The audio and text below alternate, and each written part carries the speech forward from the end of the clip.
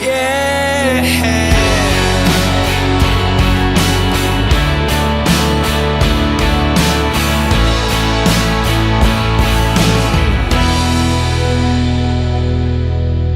I hear you breathing in, another day begins.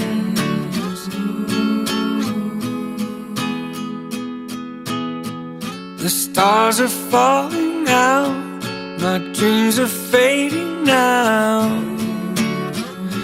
fading out. I've been keeping my eyes wide open, I've been keeping my eyes wide open.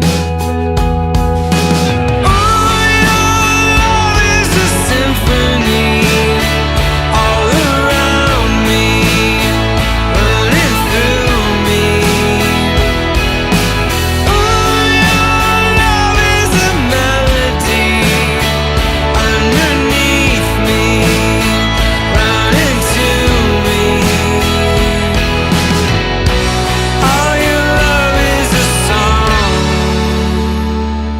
My beloved, I'm Dr. Charles Baker. I'm the senior pastor here at Zion Temple. We've just been so blessed by First Baptist Bentonville coming in to be with us. This has been an awesome experience for us. I'm 34 years as a pastor and the last 12 years as a senior pastor. I'm Southern Baptist trained. I have a doctorate in ministry. And I gave my time 20 years ago. I served with the publishing board there in Nashville, Tennessee. I was the director of publication and the dean of our national congress, that is of the USA Convention of America. But I found this church, the Lord sent me here, and we saw a great need in this Inglewood community. We're in one of the, we're in the most dilapidated and the most dire strait. We're in a situation that the people really need help here. When we came here, we could see that. We found that. We understood that. We could see this beautiful edifice where A.W. Tozer, I'm sure that many of you know of him, the great theologian of our time. He built this church in 1929. When I came here, it was in total ruins. The ceilings and all had fallen, and floors and things had cracked up, and it was just real bad. And I saw a tremendous need and a need for a rebirth of this Inglewood community. And so the Lord sent me and my wife here to this place, and we've been laboring here now for 20 years. And I told Pastor Hutch and the others, it was such a tremendous burden. I lost 367 people.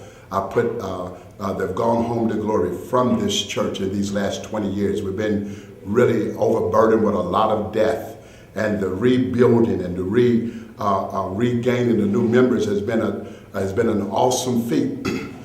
But this year, I've never seen anything like it. We went out, Pastor Hutch and his wife came in, and he gave a plan. He said, look, Pastor, if you would just get your people together, blitz the community, go throughout all of the community, around in the neighborhood, say just keep putting out flyers, letting them know we're coming. Said the Lord will bless this church, and the people will come, and you'll be blessed. And we did just that. We listened to him, and we put out 1,400 flyers throughout all of the community. We went out for 5 different days. The last being, the latest, of course, was last Saturday morning when they were on, while First Baptist was on their way to us. We were out in the community finishing our last portion of letting the people know that we had a church coming in and we was going to have vacation Bible school. And did the people come? We've never had an experience like this. Usually with everybody, with all of my members and with our workers and everybody and the children, we might reach 200 members in the church for Vacation Bible School on our best night. But beloved, the first night, God opened the floodgates of heaven and just blessed us. We had over 300 odd people in the church, including First Baptist, everybody.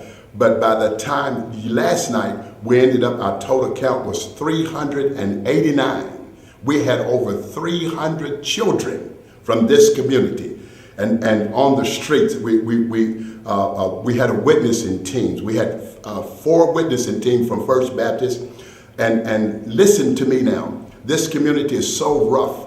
We have nothing. We have drive-by shootings. We have gangbangers. And these young witnesses from First Baptist came out like a mighty army. And they went out knocking on doors throughout. They went over 16 different blocks, knocking on doors, compelling men and women to come. They would encounter groups and gangs and walk up to them and ask them, "Do you know Jesus?" And people would begin to, as they talked to these young prostitutes, tears would begin to flow out of their eyes as they witnessed to them and reminded them that Jesus yet loved them. And last night, it was just one of the most beautiful things. One of the women that they had witnessed to, Pastor Hutch had talked to, and they was all standing around, tears flowing from this woman's eye. This was on Monday.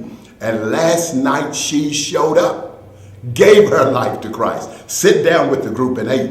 And we're looking for her in on Sunday morning. All throughout, we saw people that they had encountered on the street, grown-ups now. I'm not talking about the children, grown-ups that they had met. And they came in with us last night, Tuesday night, Monday night. And we now have hope in this church. When we extended an invitation, the second night, an invitation was extended. Children came up. But last night is the night that counted. All the rooms when they were meeting in their different groups. And young First Baptist, I remember young Jacob as he was carrying the cross of Christ on his shoulders, demonstrating. And he asked told these young children how Christ died for them, told them that if you were the only one on this earth, he died for you. And these young children, they gave their life to the Lord. I'm telling you, we had over 82 young children gave their life to Christ last night. And we just believe here at Zion Temple because you, First Baptist, came to us and helped us, gave us a jump start to refill these seats and get this congregation alive in Jesus again. We're ever so grateful. Pastor, God bless your heart. You're such an awesome church. I was mindful of the Laodicean church who had everything, but they didn't have the love of Jesus. You're not like that. First Baptist Church, you have the love of Jesus. You have not lost the first love. And thank you. I'm so humbled by you coming to Zion Temple. May God bless you. May He smile on you. Amen. The moon is blacking out. It's blacking out. So I've been keeping my mind wide open. I've been keeping my mind wide open. Yeah. Oh,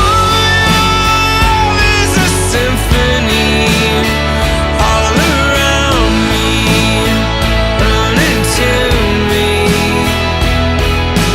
Oh, is a melody underneath me, running to me. Oh, your love is a song. Your love is a song.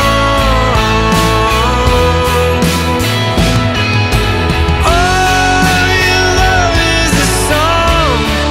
Your love is strong.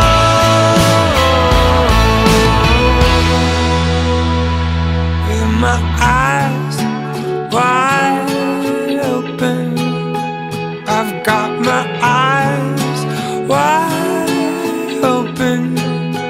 I've been keeping my hope